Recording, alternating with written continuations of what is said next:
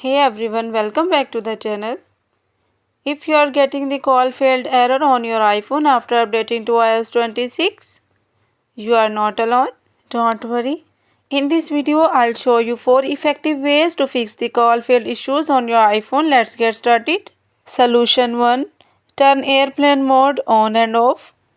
Go to settings and turn on the airplane mode. Wait for a few seconds, then turn it back off. This refresh your iPhone's network connection. Solution 2. Restart your iPhone. Press and hold the power button and the volume up button together. Then drag the slide to power off.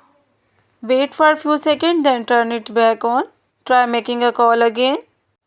Solution 3. Remove and reinsert the SIM card. Clean it gently with a dry cloth. Reinsert it securely and wait for the network to reconnect. This can fix any issues caused by a loss or misaligned SIM. Solution 4. Reset network settings. Go to settings. Tap on general. Then tap on transfer or reset iPhone. Tap reset. Then tap on reset network settings. Then tap on reset network settings to confirm. Your phone will restart. Try making a call afterward. And that's it. If this video helped you out, don't forget to like, share and subscribe to the channel for more iPhone tips and tricks.